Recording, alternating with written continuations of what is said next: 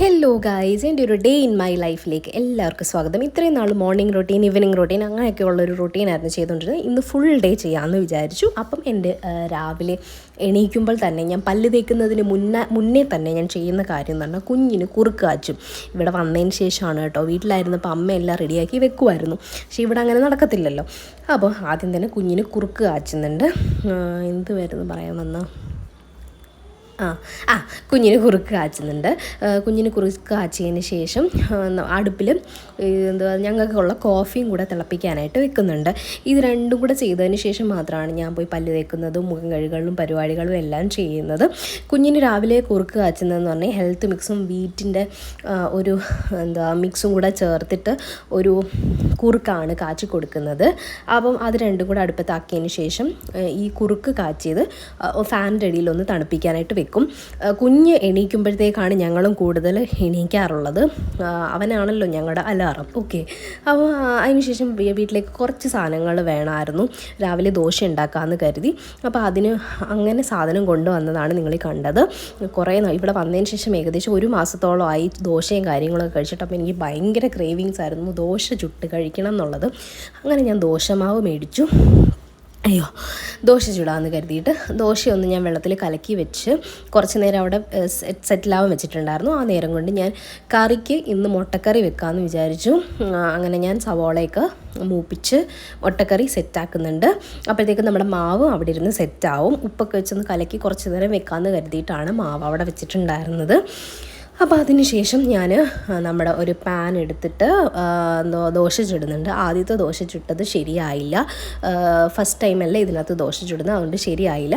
അങ്ങനെ ഞാൻ ഒരു ദോശ വാലകോല ആയിപ്പോയി, അത് മാറ്റി വേറൊരു ദോശ ചുട്ടു. അപ്പോൾ ഏകദേശം ശരിയായി വന്നു. അപ്പോൾ നിങ്ങൾ കണ്ടുകൊണ്ടിരിക്കുന്നത് കറിവേപ്പില ഞാൻ മേടിച്ചിട്ടുണ്ടായിരുന്നു. അത് ഞാനൊന്ന് ഇളക്കി സെറ്റാക്കി ഫ്രിഡ്ജിൽ മാറ്റി വെക്കാൻ വേണ്ടിയിട്ട് ഇരുന്ന് എല്ലാം കൂടെ ഒടിച്ച് മടക്കി വെക്കുമ്പോഴത്തേക്ക് ചീത്തയായി പോകും. അതുകൊണ്ട് അങ്ങനെ സെറ്റാക്കി മാറ്റി വെക്കുമായിരുന്നു. അപ്പോൾ രണ്ടാമത് ചുട്ട ദോശയാണ് നിങ്ങൾ കണ്ടുകൊണ്ടിരിക്കുന്നത്. അത് ഏകദേശം നൈസായിട്ട് വന്നു. പിന്നെ ചുട്ടതെല്ലാം നന്നായിട്ട് വന്നു കേട്ടോ. അപ്പോൾ നമ്മുടെ സൈഡിലൂടെ നമ്മുടെ കറിയും റെഡി ആവുന്നുണ്ട്, അതേപോലെ തന്നെ നമ്മുടെ ദോശയും റെഡി ആവുന്നുണ്ട്. അപ്പോഴത്തേക്ക് നോക്കിയപ്പോൾ പുറത്ത് നല്ല മഴയും കാര്യങ്ങളും നടക്കുമായിരുന്നു. ഇവിടുത്തെ മഴയെന്ന് പറഞ്ഞാൽ പെട്ടെന്ന് വരും പോകും അങ്ങനെയുള്ളൊരു മഴയാട്ടോ ഇവിടെ. അങ്ങനെ ഞാൻ മഴ നിങ്ങളെയൊന്ന് കാണിക്കാമെന്ന് കരുതിയിട്ട് എടുത്തതാണ്. അങ്ങനെ നമ്മുടെ കറിക്ക് മുട്ട പുഴുങ്ങി അതും ഇട്ട് ഞാൻ തിളപ്പിക്കും. അപ്പം മുട്ടയിൽ നമ്മുടെ ഗ്രേവിയും കാര്യങ്ങളൊക്കെ ഇറങ്ങുമ്പോൾ നല്ലൊരു ടേസ്റ്റാവും. അപ്പം കറി തിളപ്പിച്ച് മാറ്റി ഒരു ബൗളിൽ മാറ്റി വെക്കുന്നുണ്ട്. എനിക്ക് പാത്രത്തിൽ തന്നെ വെക്കുന്നത് എനിക്ക് അത്ര ഒരു ഇഷ്ടമല്ല, അതുകൊണ്ട് ഞാൻ ബൗളിൽ മാറ്റി വെച്ചു. അതിനുശേഷം ഞാൻ വെള്ളം അനത്താനായിട്ട് വെച്ചു. അപ്പം നമ്മുടെ ദോശയും കറിയും ഒക്കെ സെറ്റായിട്ടുണ്ട്. അത് ഞാൻ ഡൈനിങ് ടേബിളിൽ കൊണ്ട് വെക്കുന്നുണ്ട്. അതിനുശേഷം നമ്മൾ ഉണ്ടാക്കിയ കോഫി കുടിക്കാനായിട്ട് കുറച്ച് നേരം ഞാൻ നമ്മുടെ പുറത്ത് ജനലൊക്കെ തുറന്നിട്ട് നിന്ന് ആസ്വദിച്ച് കോഫിയൊക്കെ കുടിച്ചുകൊണ്ടിരിക്കുകയാണ്. അതിനുശേഷം നേരെ ഞാൻ ബെഡ്റൂമിലോട്ട് പോയി നമ്മുടെ ബെഡും കാര്യങ്ങളൊക്കെ സെറ്റ് ചെയ്യുന്നുണ്ട്. സത്യം പറഞ്ഞു കഴിഞ്ഞാൽ ഞാൻ എണീക്കുമ്പോൾ തന്നെ ചെയ്യുന്നൊരു കാര്യമായിരുന്നു. പക്ഷേ ഇവിടെ വന്നേ പിന്നെ അതൊന്നും നടന്നിട്ടില്ല.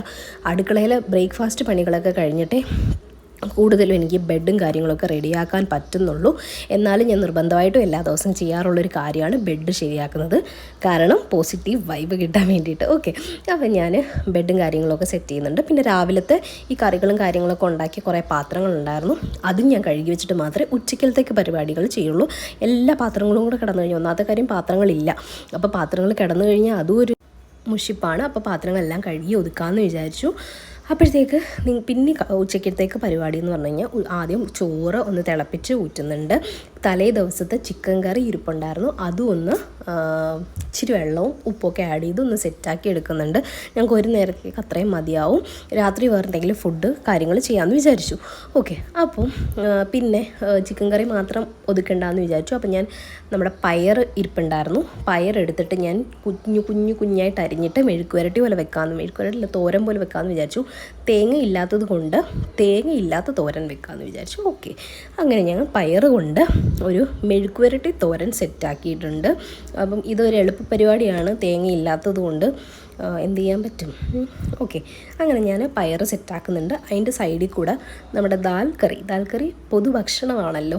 അപ്പം ഞാൻ ആ സൈഡിൽ കൂടെ ഒരു ദാൽ കറിയും കൂടെ സെറ്റാക്കുന്നുണ്ട്. ആദ്യം കുക്കറിൽ ദാലൊക്കെ ഇട്ട് വേവിച്ചതിന് ശേഷം ഒന്ന് വേറൊരു പാത്രം എടുത്തിട്ട് അതിനകത്ത് ഒന്ന് കടുകൊക്കെ കാച്ചി തിളപ്പിച്ച് സെറ്റാക്കും. അപ്പോഴത്തേക്ക് നമ്മുടെ ദാൽ കറി ഹുദ ഹബ, പെട്ടെന്ന് തന്നെ ശരിയാവുന്നതാണ്. ഓക്കെ, അപ്പം നമ്മുടെ കറികൾ എല്ലാം തന്നെ റെഡി ആയിട്ടുണ്ട്. ഇതെല്ലാം കഴിഞ്ഞിട്ട് ഞാൻ അടുക്കള വൃത്തിയാക്കും. ഫ്രിഡ്ജ് ഏകദേശം ഒന്ന് പൊടി ഇരിപ്പുണ്ടായത് 2 ദിവസം ഞാൻ വീട്ടിലില്ലാതിരുന്ന് വന്നേലേ ഫ്രിഡ്ജൊന്നും തുടയ്ക്കുന്നത് നടന്നില്ല. ഫ്രിഡ്ജൊക്കെ തുടച്ചു, കൗണ്ടർ ടോപ്പൊക്കെ വൃത്തിയാക്കുന്നുണ്ട്. ഈ പണിയൊക്കെ കഴിയുമ്പോൾ തന്നെ അടുക്കള ഒരു പരുവാവും. അപ്പോഴത്തേക്ക് അതെല്ലാം ഒന്ന് സെറ്റാക്കി വൃത്തിയാക്കിയൊക്കെ എടുക്കുന്നുണ്ട്. അപ്പോൾ ഏകദേശം നമ്മുടെ കിച്ചണിലെ പരിപാടി ഏകദേശം കഴിയും. അതിന് ശേഷം നേരെ ഞാൻ പോയിട്ട് അടുത്ത പണി എന്ന് പറഞ്ഞു കഴിഞ്ഞാൽ തൂക്കുക, തുടച്ചിട്ട് കുറച്ച് ദിവസം ആയതുകൊണ്ട് ഇന്ന് തുടയ്ക്കാമെന്നും കൂടെ കരുതി. അപ്പം ഞാൻ പെട്ടെന്ന് തന്നെ ഹോളും റൂമും എല്ലാം ഷടപടേ തൂക്കുന്നുണ്ട്. ഇവിടെ എനിക്കൊന്ന് പെട്ടെന്ന് പൊടി ഉണ്ടാവുമെന്ന് തോന്നുന്നു. അത് ഈ വെള്ള കളർ ടൈൽസ് ആയതുകൊണ്ടാണോ എന്നറിയത്തില്ല. എന്തായാലും അത്യാവശ്യം നല്ല പൊടി എല്ലാ ദിവസവും തൂക്കുവാണെങ്കിൽ തന്നെയും ഭയങ്കരമായിട്ടും പൊടി വരുന്നുണ്ട്. അപ്പോൾ തൂക്കാതിരിക്കാൻ പറ്റില്ല. അപ്പോൾ ഞാൻ തൂത്തു. എന്താ പറയുക, ഒന്നിന് പുറകെ ഒക്കെ ഉച്ചയ്ക്ക് നമുക്കൊന്ന് ഫ്രീ ആവുള്ളൂ. ഒക്കെ പണി വന്നുകൊണ്ടേയിരിക്കും. ഓക്കെ, അപ്പോൾ ഞാൻ തൂത്ത് കഴിഞ്ഞിട്ട് തുടച്ചു. അതിനുശേഷം കുഞ്ഞിനെ നേരെ പോയി ഉറക്കുവാണ്. അപ്പം അവനെ ഉറക്കി കുറച്ച് നേരം റെസ്റ്റ് കിട്ടും.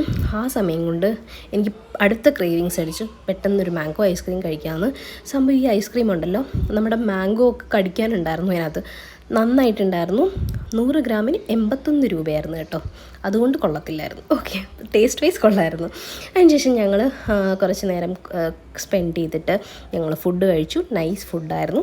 അപ്പോഴത്തേക്ക് നമ്മുടെ താരം എണീറ്റു. ഇത് കണ്ടോ, എന്നെ ഹെൽപ്പ് ചെയ്യുന്ന എൻ്റെ ഭർത്താവിനെ നിങ്ങൾ കാണണം ഗൈസ്. ആകാശനായിരുന്നു കുഞ്ഞിന് ഫുഡ് കൊടുത്തിട്ടുണ്ടായിരുന്നത്.